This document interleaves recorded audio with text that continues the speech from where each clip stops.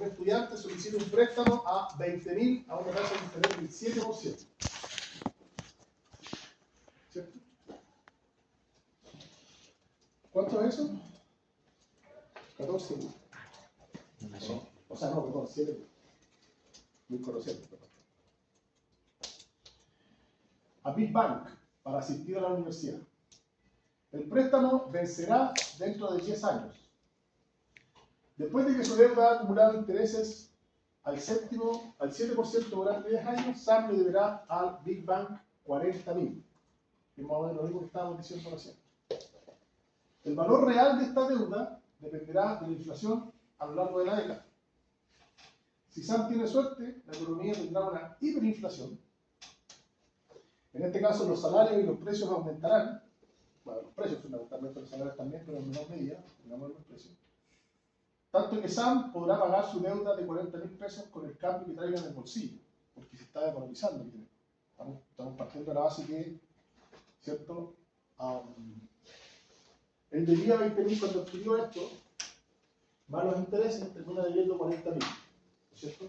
Pero si en el intertanto de los 10 años la inflación creció de manera muy fuerte, y por lo tanto los precios han aumentado y también el salario ha aumentado, aunque en menor nivel que de los precios, por lo que les decía recién de el gap que se produce o la brecha que se produce, en el fondo le va a ser muy fácil pagar los 40.000 pesos. ¿Sí? Si yo pensara hoy día en comprarme, o sea, no yo, digamos, cualquiera, si uno pensara en comprarse el auto que se compró hace 10 años atrás, bueno, hace 10 años era muy joven, pero sí voy a poner un ejemplo. Si yo pensara en comprarme el auto que me compré hace 10 años atrás, hoy día, por ese mismo precio de años atrás, escucha, me sobraría un montón de plata. Estaría feliz, de hecho. ¿Y a quién perjudica eso? Al acreedor. Porque le voy a pagar el valor anterior. En circunstancias que el poder de compra ha disminuido sensiblemente hoy día. ¿Sí? Si el auto que yo me compré hace 10 años atrás valía, por poner un precio, 10 millones de pesos, hoy día probablemente ese auto valga 25 millones de pesos. Pero resulta que si yo sigo pagando los 10 millones de pesos, hoy día me va a ser mucho más fácil pagar. ¿Y a quién me estoy perjudicando? Al acreedor. ¿Por qué?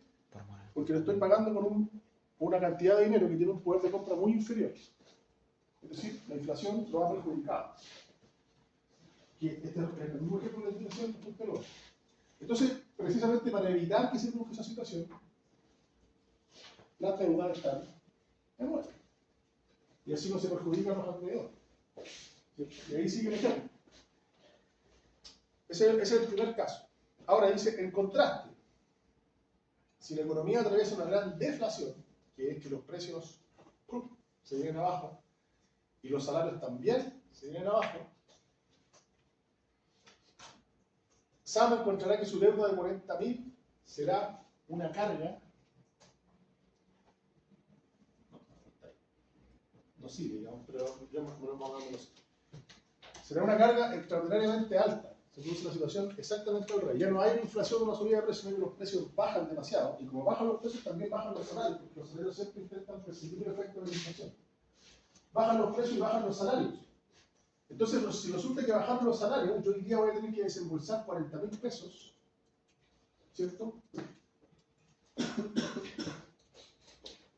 O voy a tener que desembolsar, digamos, 20.000 pesos, que hoy día es mucha plata, porque los precios están bajos y los salarios también están bajos.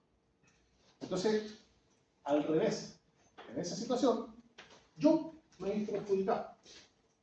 Entonces, para evitar que se produzcan esas situaciones, ¿qué se hace? Se establecen unidades reajustables. Y esto, claro, el problema que termina produciendo es un problema casi de justicia social, digamos. Que los salarios, que son los salarios de la mayoría de la gente, digamos, normal, que no tiene capital, podríamos decir, no aumentan en la misma proporción. Entonces nos encontramos mucho más cerca de la... o sea, con la UEF se soluciona el primer problema y se protegen los intereses del acreedor, digamos, pero se perjudican de alguna forma los intereses del deudor. ¿Explico? Que es lo mismo que decía recién el crédito hipotecario. No sé si se perjudican estrictamente hablando, pero al menos se protegen demasiado los intereses del deudor y un poco que como que se abandona la situación del acreedor, perdón, y se abandona la situación del deudor. Ahora, ¿qué ocurre con la deflación? Esto lo vamos a alcanzar a ver con detalle, porque más bien está enfocado este curso en la inflación, esta unidad. La deflación es todo lo contrario de la inflación. Es la disminución sostenida y constante de los precios de la economía. Ahora, como esto es un ecosistema, como esto es como una suerte de rueda, si ustedes quieren, ustedes podrían decir, o podrían considerar todo lo que he dicho hasta ahora y decir, bueno, pero la inflación no es tan mala. ¿Y por qué no es tan mala? Voy a hacer un argumento, o sea, voy a hacer una ficción, voy a decir, bueno, pero ustedes podrían decirme perfectamente, oiga, profesor, pero la deflación no es tan mala porque es todo lo contrario a la inflación.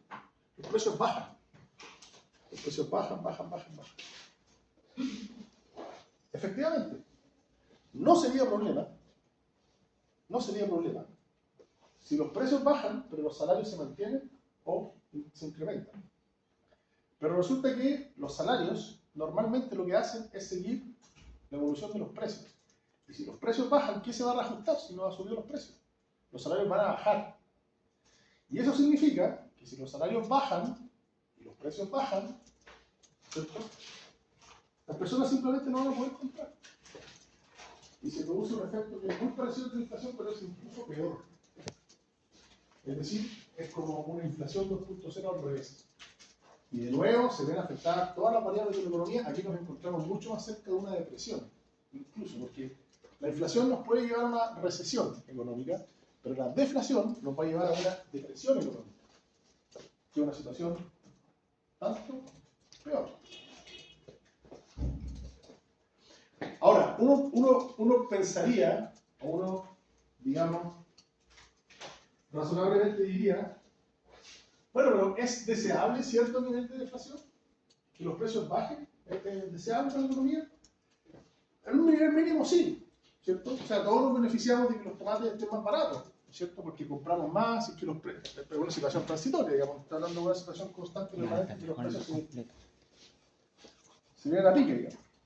Si los tomates bajan un mes, es mucho mejor para la economía, ¿cierto? Los vendedores de tomates probablemente pueden invertir un poco más y comprar más tomates, las personas pueden consumir mejor, todo un efecto, digamos, un círculo virtuoso, ya no y como más tomate, como más saludable, la canasta familiar está mejor compuesta. Es decir, hay un conjunto de efectos económicos, podríamos decir, positivos, pero estoy perdón, hablando de una deflación mínima, con un nivel deseable mínimo. ¿Sí? Pero cuando la deflación es exagerada y los precios se vienen a pique, podríamos decir, o se desploman, y los salarios también se desploman, los que se ven extraordinariamente afectados, ¿quiénes son? Los deudores. ¿Y por qué se ven afectados los deudores? Por el ejemplo que podríamos empezar. Porque van a tener que pagar hoy día una deuda cuyo poder de compra corresponde al pasado, pero era mucho mayor de lo que es hoy día. Entonces voy a tener que destinar más plata de mi salario a pagar esa deuda. Mi poder de compra hoy día es menor al que era hace mucho tiempo, y yo voy a tener que adecuarme a ese poder de compra anterior que era más alto. Y consideraba precios más altos, si hoy día precios más bajos, mis salarios también son más bajos. Entonces, si yo me endeudo con 40.000, por ejemplo, yo me endeudé en 40.000 pesos, ¿no es cierto? Y resulta que a lo largo de 10 años se ha producido una situación de deflación. Por lo tanto, mi salario no va a aumentar, va a disminuir. En consecuencia, hoy día me va a hacer mucho más costoso, me va a hacer mucho más caro, me va a significar mucho más esfuerzo pagar los 40.000 pesos, porque mi salario ha disminuido. Entonces, ya no voy a destinar el 25%, probablemente voy a tener que destinar el 55 o el 65% de mi salario a pagar esa deuda. Y esa situación de deflación afecta a los deudores y genera un impacto mucho más negativo en la economía. De hecho, en la deflación nos encontramos más cerca de una recesión, que es cuanto peor, perdón, una depresión, que es cuanto peor que la deflación. Por eso les decía que es una deflación 2.0, o sea, es una inflación 3.0. Ahora, ¿es sintomática de problemas macroeconómicos profundos? Absolutamente sí. O sea, cuando hay deflación en una economía, la gente sufre de verdad. También se habla de una estanflación, pero bueno, eso no voy a referir tan en detalle. Con estanflación significa que los precios aumentan, inflación, y el país no crece. Se estanca, no se llama estanflación. De hecho, hay muchos que decían que hasta el año pasado estábamos en estanflación, porque crecíamos nada o muy poquito y la inflación venía aumentando. Ahora la inflación está controlada, o relativamente controlada. También por lo menos bajó y se espera que aquí a fin de año baje, siempre no ha habido de forma especial, que se liquidaría y no habría una inflación muy alta durante mucho tiempo. Sería terrible. Ojalá que no ocurra. Por el bien, digamos, por el bien de la macroeconomía. ¿Sí? Con eso que vimos recién, terminamos de ver todo lo que es la estabilidad de los precios. Vimos la inflación, el impacto de la inflación, la forma de medir la inflación. Y ahora nos vamos a basar en el Banco Central y los mecanismos de control de la inflación, como último tema. Vamos a ver la última tema. El Banco Central, importancia, organización, herramientas de control monetario. Ahí está, el pool de herramientas que tiene para controlar la inflación. Ya, hemos visto el problema, ahora cómo lo solucionamos. ¿Por qué existe un Banco Central? El Banco Central es un actor clave de la política económica. Es el protagonista de la política monetaria. Es el protagonismo, gracias. Es el protagonista de la política monetaria. Ahí dice económica, pero en realidad es monetaria. Este es el todopoderoso que define cuánto dinero ingresa a la economía, cuánto dinero se saca de la economía, y apunta más o menos a tener controladas variables para generar estabilidad.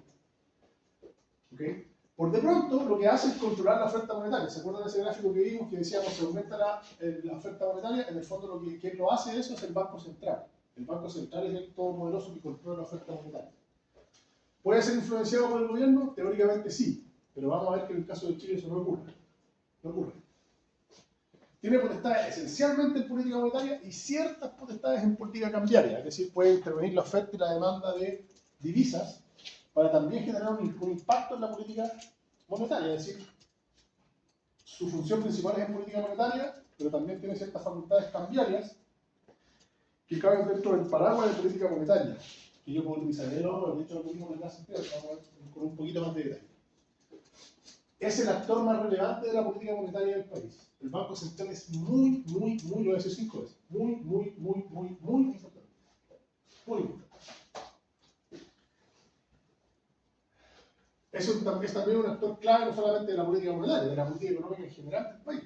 Controla una de las variables macroeconómicas que es, ¿cierto?, la política monetaria. Es también un supervisor financiero. ¿Qué significa eso? Que fiscaliza el funcionamiento de todo el mercado financiero, es decir, todo el mercado que ya lo vimos, que supone en que se ofrecen y se demandan, dinero y valores monetarios, ¿cierto? Que es lo que se llama los activos monetarios, ¿no es cierto? Ahora bien, referentes internacionales del Banco Central, en el caso de Estados Unidos existe la Reserva Federal, que es el equivalente al Banco Central chileno. Y en el caso europeo se llama el Banco Central Europeo. Son por los referentes internacionales.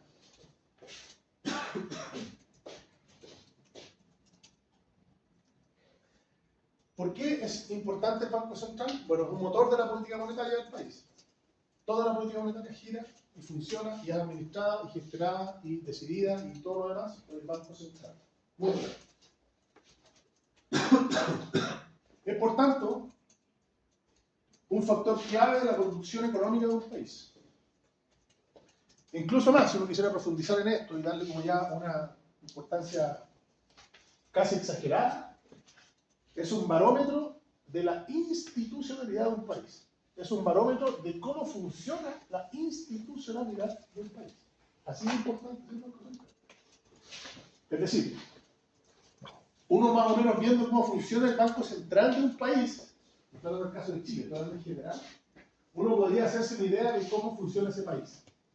Si el Banco Central tiene amplias potestades, si está resguardada su autonomía por normas que se llaman supramayoritarias, que requieren altas mayorías parlamentarias para cambiarse, si existen ciertos controles que impiden que sea permeado el Banco Central por intereses de naturaleza política, uno tiene todo el derecho o todos los elementos para concluir que el Banco Central es una institución seria y que ese país respeta la institucionalidad. ¿Dónde ocurre esto? Aunque ustedes no lo crean, ocurre mucho en Chile. Nosotros tenemos un Banco Central fuertísimo, probablemente uno de los más fuertes de la región, que tiene amplias potestades y que es muy respetado y muy reputado internacionalmente. El Banco Central, no llega a cualquiera. Y generalmente los que son nombrados por el Banco Central no son nombrados por ocasión de peleas políticas, son siempre nombrados de consenso. Porque que ustedes no lo crean, los parlamentarios entienden, por más que tengan intereses de corto plazo, que es una cuestión muy importante para el funcionamiento económico del país. Es por eso que en el proceso constitucional anterior, donde se pretendió de alguna forma rediseñar el Banco Central, se generaron tantos problemas, y tantos debates, y tantas peleas entre los bloques políticos. Porque se pretendía de alguna forma disminuir, ¿cierto?, la importancia y disminuir de alguna forma también las funciones del Banco Central. Y eso generó problemas, porque es obvio. Genera riesgos. ¿Cuáles son los instrumentos de control monetario con los que cuenta el Banco Central? El régimen de reservas bancarias, las funciones cambiarias del Banco Central, el Banco Central como banco de los bancos. Nos faltó una que la vamos a ver en la próxima clase en media hora, que es la tasa de interés, o también denominada tasa de política monetaria. Voy a dedicar media hora especial a ver eso, que vamos a ver la próxima clase.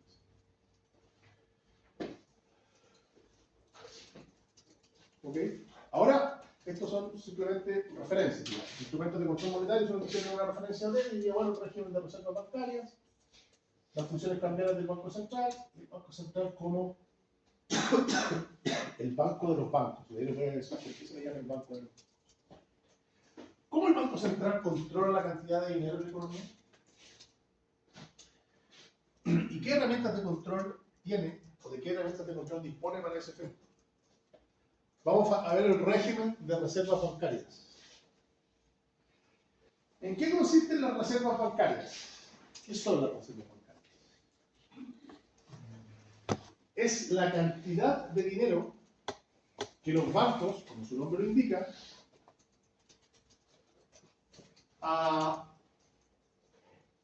hay un error. Es la cantidad de dinero que los bancos reservan. Es decir, que los bancos no pueden prestar. Los bancos no pueden prestar cierto porcentaje, que es fijado precisamente por el Banco Central, y eso se llama las reservas bancarias. ¿Sí? Ahora, eso normalmente está calculado en UEF. Los bancos, para explicarles cómo funciona el sistema, los bancos comerciales, cualquiera sea, que no es el Banco Central, para constituirse necesitan constituirse con un capital que está establecido en la ley, que son algo así como 800.000 UF, que es una cantidad, así como 2 camiones de sobrevivir y llegan a durar. Y en base a ese capital, el Banco Central va utilizando ese dinero, como decían los señores antiguos, como yo, el Banco Central, o sea, los bancos comerciales lo que hacen es trabajar esa plata. ¿Cómo? Prestan dinero, obtienen intereses, ¿cierto? Financian inversiones, es decir, ponen a disposición de terceros ese dinero y reciben a cambio el pago de ese mismo dinero a largo plazo, pero también reciben intereses. Y a su vez también reciben depósitos. ¿Ok? Ahora, ¿y qué es lo que son las reservas bancarias? Las reservas bancarias es aquella cantidad de dinero que el Banco Central, o que el sistema jurídico, podríamos decir, le impide a un banco utilizar. Es decir, es como una cantidad de dinero que tiene que estar en una bóveda. No es así en términos materiales, no funciona de esa forma. Pero si el Banco Central, por ejemplo, tiene un capital y trabaja normalmente con 100, podríamos decir que las reservas bancarias pueden ser, por ejemplo, 20. Y esas 20, el Banco Central no las puede tocar. O sea, el Banco Comercial no las puede tocar. Tiene que mantenerla ahí con la reserva para efectos de... ¿Para efectos de qué? ¿Para efectos de qué? ¿Ah? ¿En qué sentido? ¿Se rompió la cañería que se está buscando ahí? No, emergencia no, se supone que el Banco Central no le presta al Estado, pero... ¿Qué pasaría si el día de mañana, que fue lo que pasó en Estados Unidos, de hecho, un montón de personas quieren ir a retirar su dinero y se produce lo que se llama la corrida de banco, ¿cierto? Las personas se pasan el aviso de que hay un problema y empieza a generarse un temor, una suerte de pánico colectivo y todos empiezan a retirar o quieren retirar las dineros que tienen depositados en los bancos, los inversionistas, todo el mundo. Si el banco no tiene cómo responder, va a quebrar. Y eso va a generar un problema de confianza en el mercado y se va a caer los mercados financieros y el país se viene abajo. Lo que pasó en Estados Unidos en el año 2008, la famosa crisis subprime. Entonces, para evitar que eso ocurra, yo tengo que fijar un monto, que es una cantidad que se llama la reserva bancaria, una cantidad que usted no puede gastar, que tiene que tener a disposición, como dice su compañera, para un caso de emergencia o para casos en que efectivamente, ¿cierto?, los depositantes quisieran retirar esa cantidad de dinero o los inversionistas lo hicieran todo al mismo tiempo. Eso es muy difícil que se produzca, no se produce nunca, salvo en una situación como una crisis, digamos, donde todo el mundo tiene pánico, pero no suele ocurrir. ¿En Estados Unidos pasó? ¿Cierto? ¿Ah? En el banco de Silicon Valley. No alcanzó a pasar. Ah, no. No alcanzó a pasar. O sea, pasó en alguna medida, pero lo que hizo ahí el Estado fue inyectarle una cantidad de dinero para evitar que el banco cayera. Y intervino la administración. O sea, el banco cayó, pero intervino el Estado en la administración para darle solvencia, porque si no se producía un problema de confianza. Esto fue lo que pasó en la crisis subprime en Estados Unidos en el año 2008.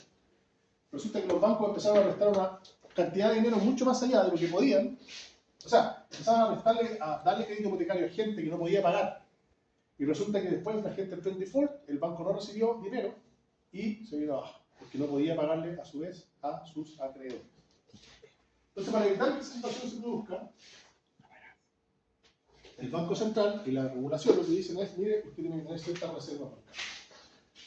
Ahora, ¿por qué esa reserva bancaria sería una forma de controlar la cantidad de dinero en la economía? Esa es la pregunta del millón. Porque es una cantidad que no pueden, No que no pueden poner en tránsito. No pueden disponer de esa cantidad. Se evita que los bancos inviertan todo. Exacto. Entonces, esa cantidad, esa reserva bancaria no va a estar nunca en los bolsillos de una persona que necesita un préstamo, por ejemplo. Ustedes saben que el dinero es un bien fungible, ahora después de dicho sí.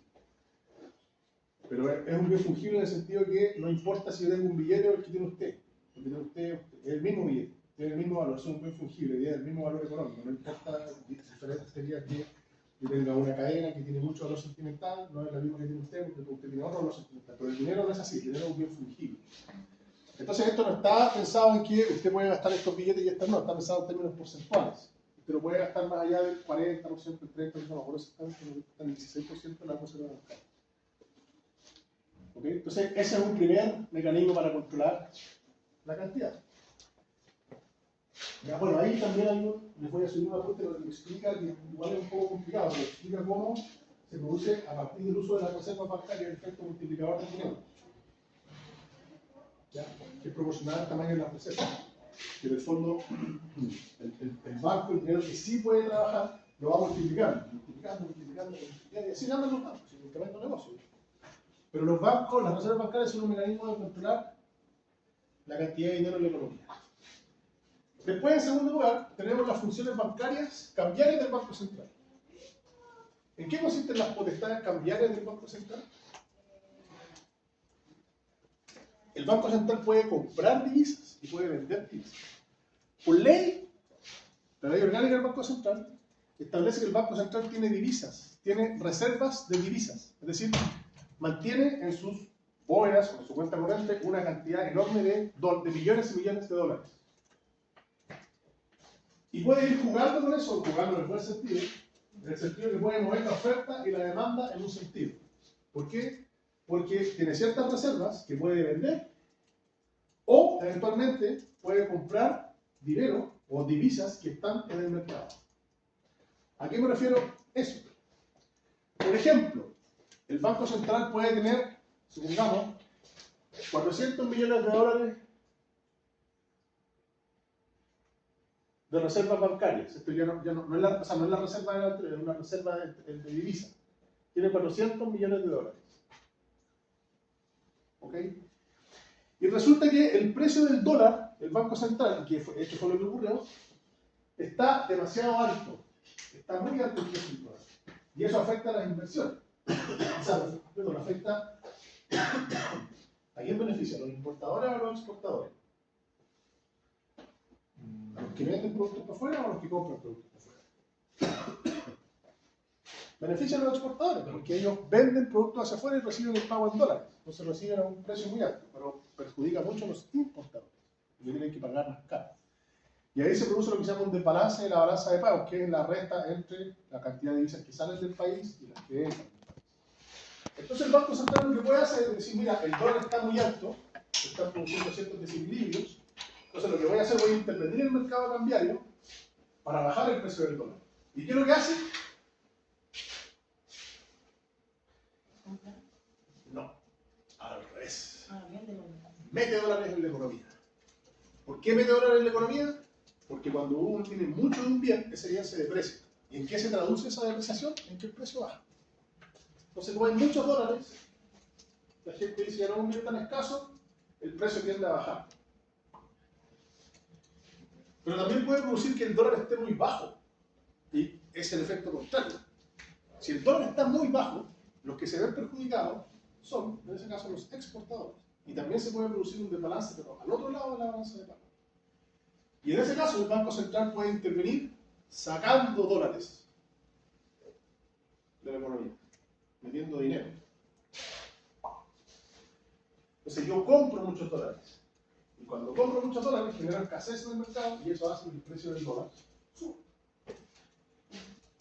Entonces, cuando yo utilizo dinero, cuando utilizo, digamos, mis reservas bancarias, o cuando utilizo mis potestades cambiarias, ya sea para, o sea, particularmente cuando ingreso dinero en la economía, para hacer subir el precio, dinero, digamos, no dólares, sino dinero, pesos chilenos, moneda de curso dólar, también estoy ingresando dinero en la economía. Y por lo tanto, cuando la inflación está alta, yo no voy a jugar, no me voy a arriesgar tanto, porque puedo empeorar la situación. Entonces, así es como, ¿cierto?, va jugando el Banco Central. Y eso tiene que ver con el funcionamiento de la llamada balanza de pago, que es la diferencia entre las importaciones y las exportaciones. La idea es que la balanza de pago esté balanceada, ¿cierto? Entonces, si usted tiene tanta cantidad de importaciones, la balanza de pago es la importación menos la exportación. La idea es que esto esté siempre en cero. O que haya un excedente en la balanza de pago, que tengamos más dólares, ¿cierto?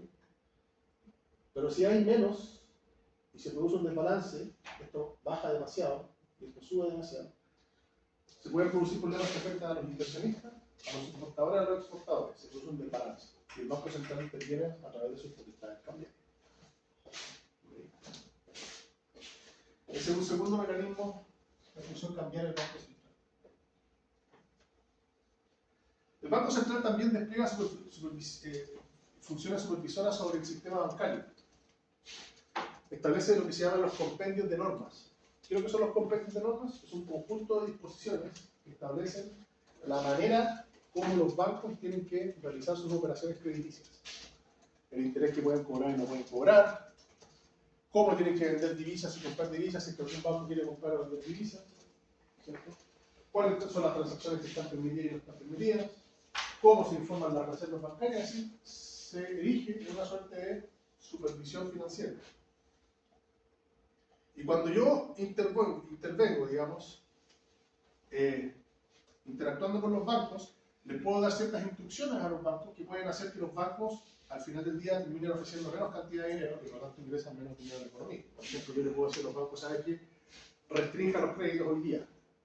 No preste, más allá de las reservas bancarias, no preste, sino a una tasa de interés especial. Y los bancos van a retraerse y van a ingresar menos dinero a la economía. Entonces también se erige en un mecanismo de control de la inflación.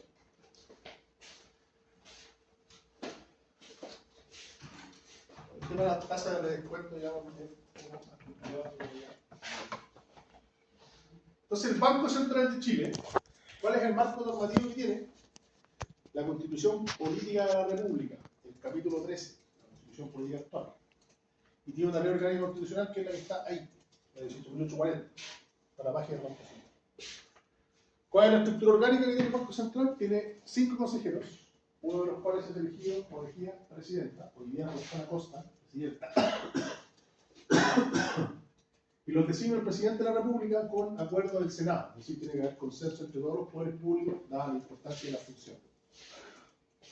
¿Cuáles son las funciones del Banco Central? Si se los pregunto en el examen, ustedes me tienen que decir que esta es la más relevante, política monetaria. Las otras también las tienen en menor medida. Tienen ciertas potestades cambiarias, que son las que acabamos de ver, por ejemplo, pedir el mercado cambiario, la oferta de divisa o la demanda de divisa, no sé, que nos de Argentina, no sé si ya me hicieron. Por favor. Y también tiene, no diría que tiene potestades en política fiscal, pero sí puede de alguna forma financiar política fiscal, pero no como una emisión primaria. Porque decía recién que le dan teléfono y le digo que no, hay una forma un poco más sofisticada y que impide que se produzca una suerte como de descontrol. Ahora, hay una cuestión muy importante que hace el Banco Central que se llama los IPOM. ¿Qué es lo que es eso? Los informes de política monetaria, que el Banco Central los emite 4 veces al año: marzo, junio, septiembre y diciembre. Y básicamente lo que hace el Banco Central es observar la evolución del estado del arte en términos monetarios en el país. ¿Sí? Cuánta cantidad de dinero hay, cómo observa que se va a producir un escenario futuro, cómo los escenarios pasados han afectado la situación actual. Es decir, hace un montón de proyecciones. Y el mercado está muy pendiente de esto, ¿no? Si los inversionistas, los banqueros, todos están muy pendientes, muy pendientes. O sea, algo muy relevante. ¿Cuáles son, entonces, las herramientas de control monetario?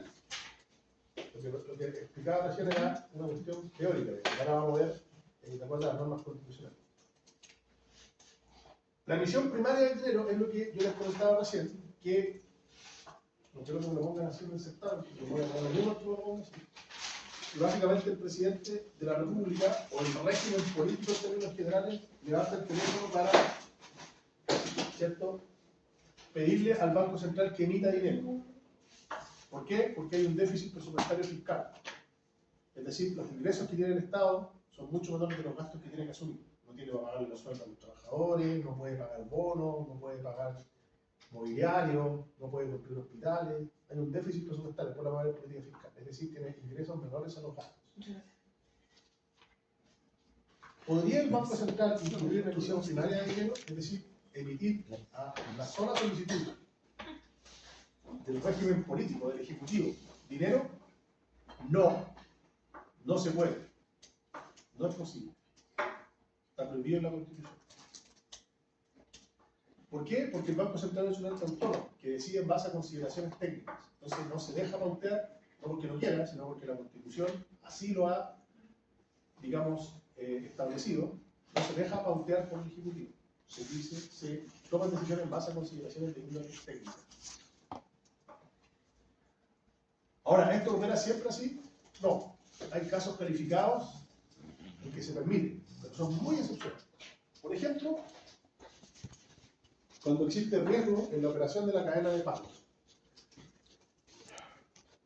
Bueno, no tiene mucho que ver con el tema de las ISAPRES, para no explicar, pero supongamos que el Estado necesita, ¿cierto?, estar en una situación de déficit presupuestario urgente, en términos tales que si no es capaz de tener cierta cantidad de dinero, no podría pagarle a sus proveedores, los proveedores no podrían a su vez pagar hacia abajo a sus trabajadores, los trabajadores a su vez no podrían pagarle a los colegios, qué sé yo, y se produce todo un riesgo, que se corte la cadena de pago y el sistema financiero se ve.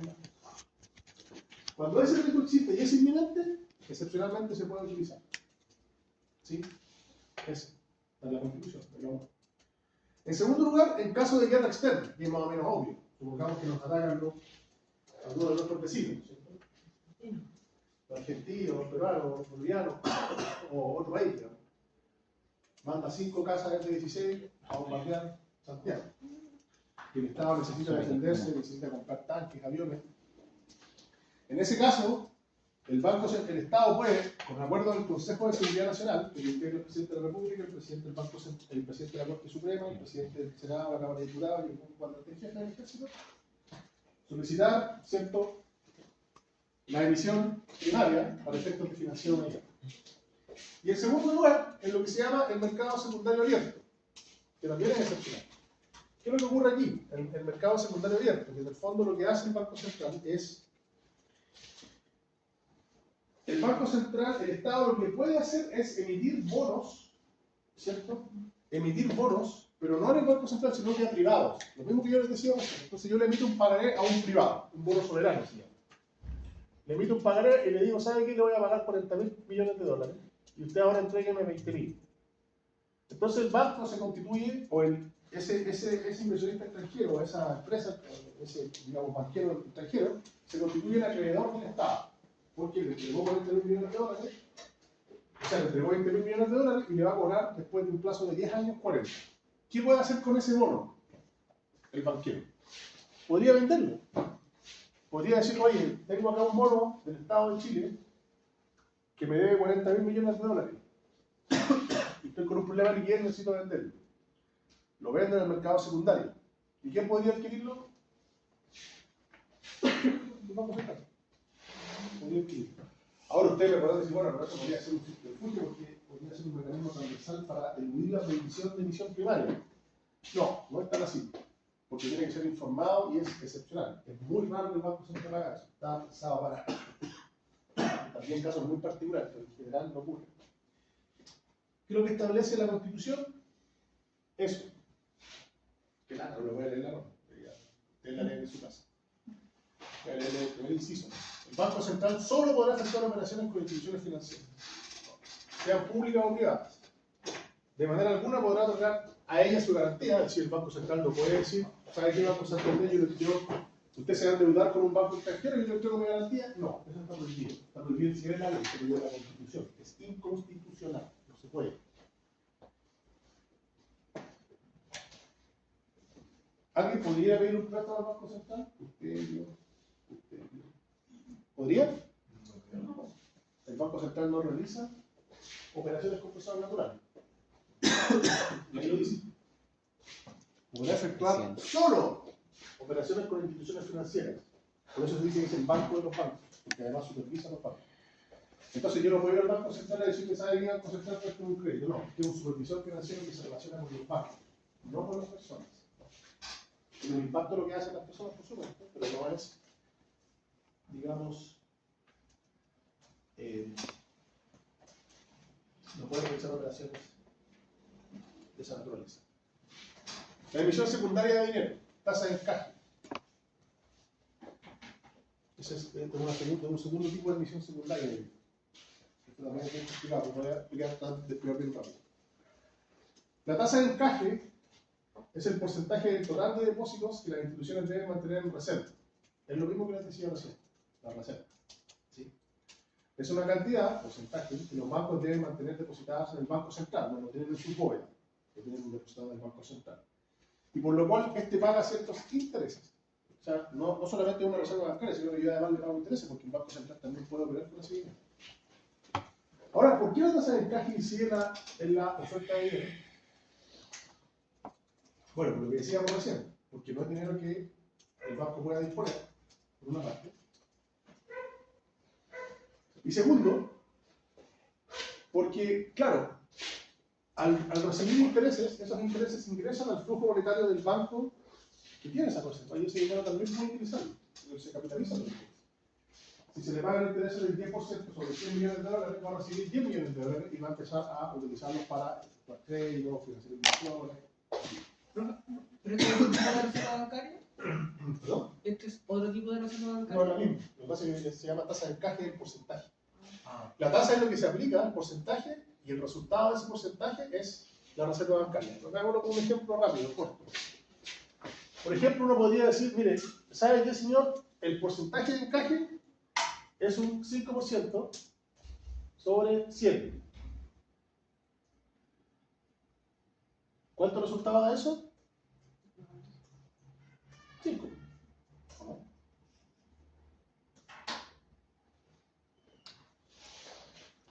¿Cuál es la tasa de encaje?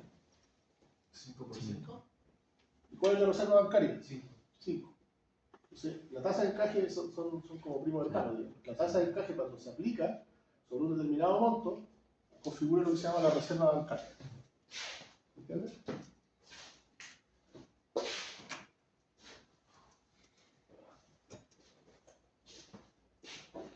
¿Es posible prever ex ante la cantidad de dinero ofrecida? Muy difícil, porque esta cuestión es volátil. Va variando según los intereses que reciba, digamos. Los bancos comerciales no pueden decir ex ante cuánto van a comprometer, porque depende de cuánto dinero estén teniendo, las tasas son volátiles, la tasa de encaje puede ser modificada también por el Banco Central. En fin, voy a seguir de largo, muchachos, porque terminamos a las 9 ya. En segundo lugar, hay otra forma de emisión secundaria que se llama el crédito del Banco Central a los bancos comerciales. Aquí ya no hablamos de reservas bancarias que los bancos tienen que depositar en la cuenta corriente del central, sino que el Banco Central simplemente les presta plata a los bancos. Yo le voy a hacer un préstamo al Banco Central de 500 millones de dólares. ¿Lo puede hacer? Claro que lo puede hacer. ¿Qué es lo que ocurre? ¿Y por qué ocurre, digamos? Hay ciertos sucesos, como por ejemplo una corrida bancaria, cuando todos los depositantes van a recibir su plata, que pueden afectar la liquidez de los bancos y por esa vía afectar la oferta monetaria. Es decir, tengo que entregarle dinero a muchos depositantes y me quedé sin oferta monetaria. Banco Central, tengo una situación de urgencia, necesito un préstamo.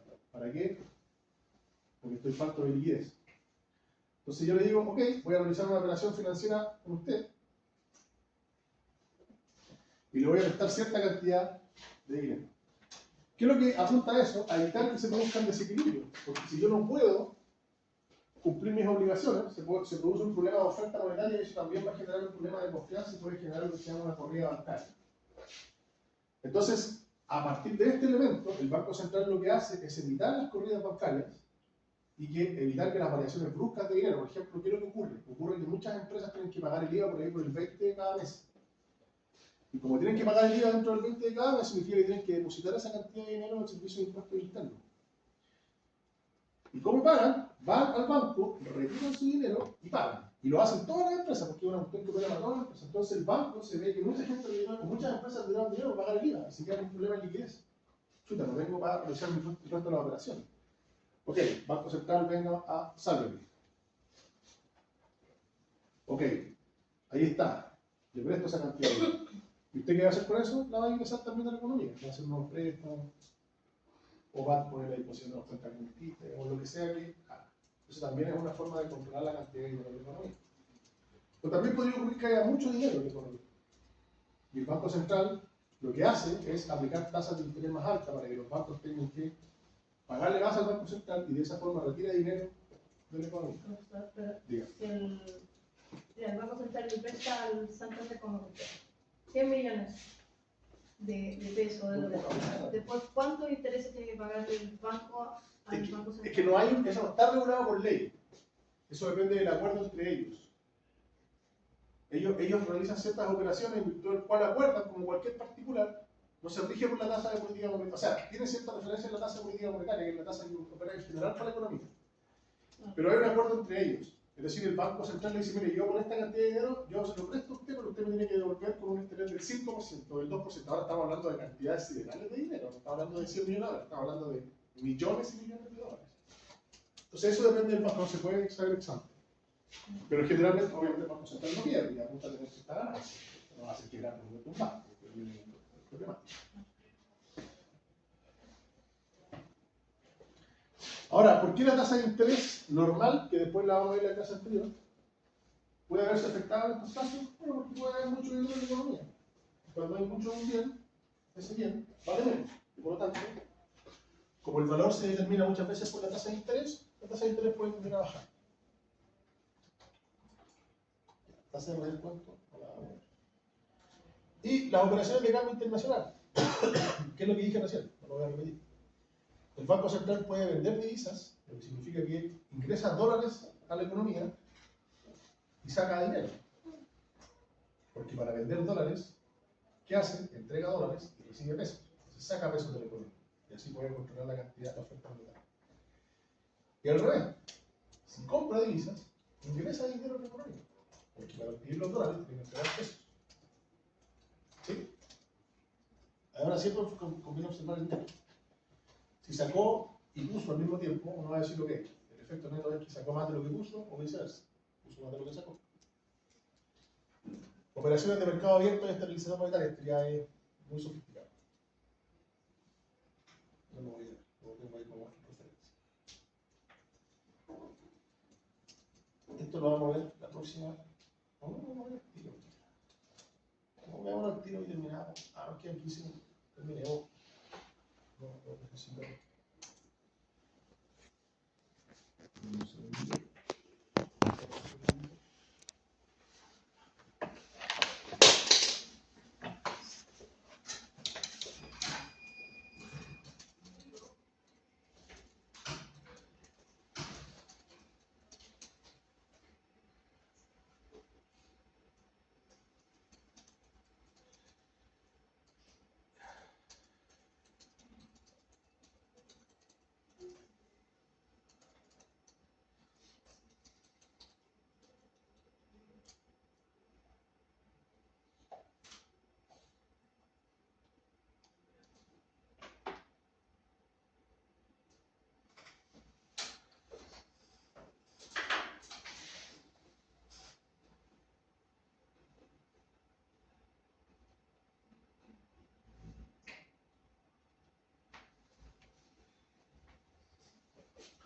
Ya. La herramienta más importante de que dispone el Banco Central para controlar la cantidad de dinero en la economía es la tasa de interés. La tasa de interés, o también denominada, alias, la tasa de política monetaria. Así se le llama también. Tasa de interés o tasa de política monetaria. La tasa de interés o tasa de política monetaria es un mecanismo de referencia, es un porcentaje de referencia que sirve precisamente como referencia para todas las operaciones que involucren dinero, que envuelven todas las operaciones que involucren dinero que se realizan en la economía, incluyendo personas naturales, personas jurídicas, empresas, gobiernos, todo. Es una referencia. ¿Qué significa eso? ¿La tasa de interés es obligatorio respetarla? Y la respuesta es, ¿qué creen ustedes? Sí. No, no es obligatorio, es una referencia. De hecho, los bancos siempre cobran un poquito más, a veces cobran un poquito menos también. Pero no es obligatoria la tasa de interés, la tasa de política monetaria. Ahora, ¿qué es lo que ocurre con la tasa de interés? ¿Por qué ustedes dirían, que es una herramienta de control monetario? Porque cuando la tasa de interés es muy alta, como está ocurriendo hoy en día en la economía, y se fija directamente en relación con la cantidad de dinero y el riesgo de inflación, la tasa de interés cuando es muy alta, ¿qué es lo que hace? ¿Incentiva o desincentiva a las personas a pedir créditos? ¿Ah? ¿Las desincentiva? Y si las desincentiva, ¿qué pasa con el dinero en la economía? ¿Es más o menos? Es menos. Entonces, por eso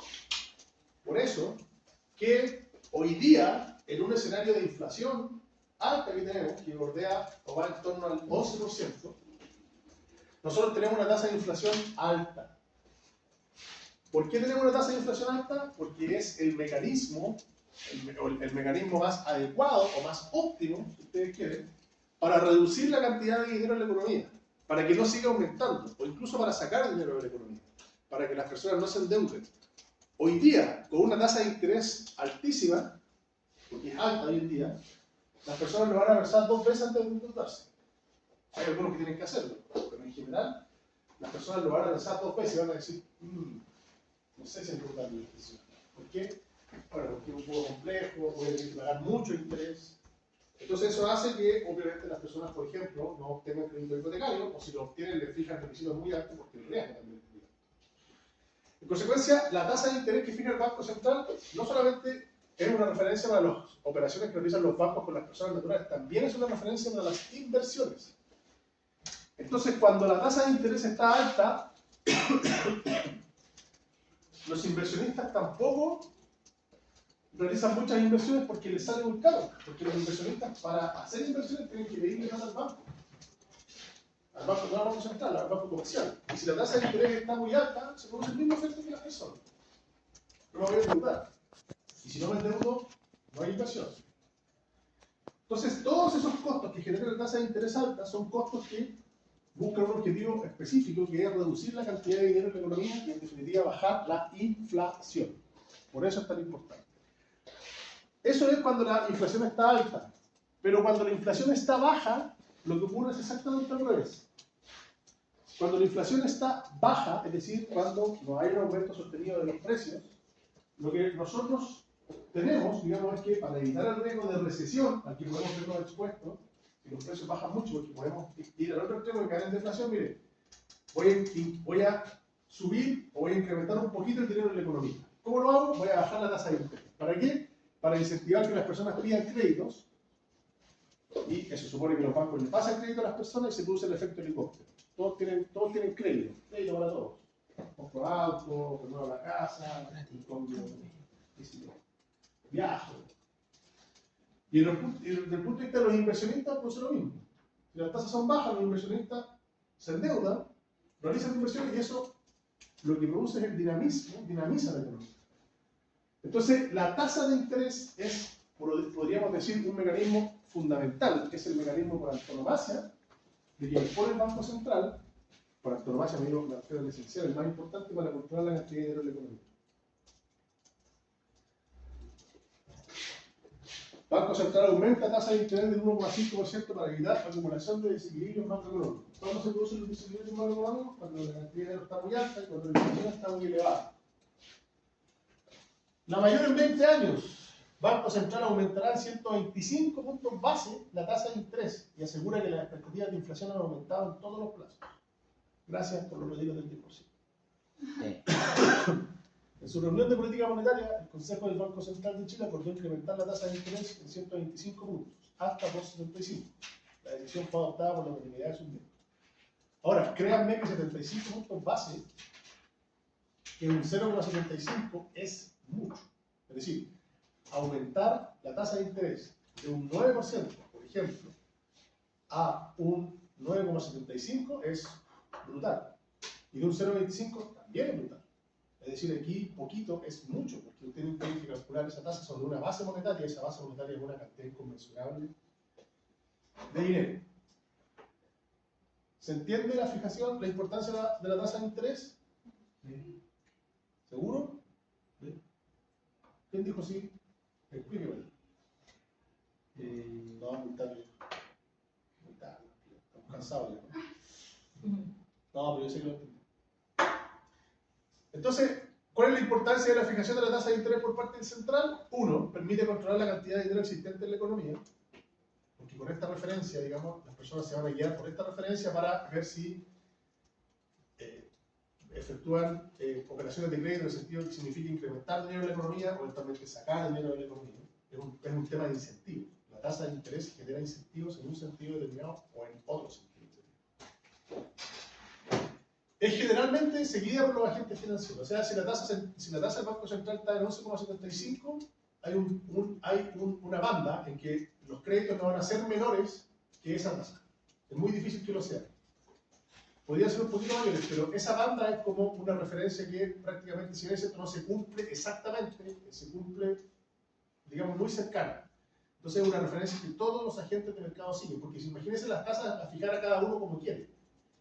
Sería difícil. Ahora, por eso que hay ciertas bandas, es decir, esto no significa que los bancos todos tienen que seguir la tasa, digamos, es una referencia, pero los bancos no se salen de cierta banda. Entonces hay algunos bancos que, por ejemplo, ofrecen crédito hipotecario a tasa de 4,1. Hay otros que ofrecen a 3,8. Entonces la banda está ahí entre 3,6 y 4,2. Hay algunos que se manejan dentro de esa banda. Y esa banda se determina precisamente en función de la tasa de interés que fija el Banco Central. ¿Ok? Y eso permite a los bancos competir con las tasas de interés. Pues si usted va a la página de la Comisión del Mercado Financiero o a la página del CERNAC, se mete, usted se va a dar cuenta que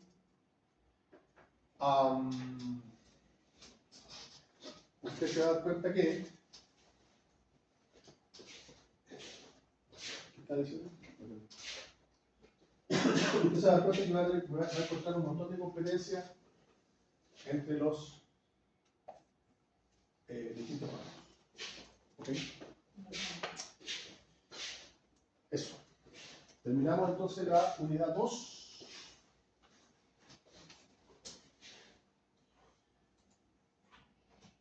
pasamos a la unidad 3. No ahora, por supuesto. La próxima clase vamos a ver, ¿cierto? Política fiscal. Así, muchachos, voy a subir todos los montos el fin de semana.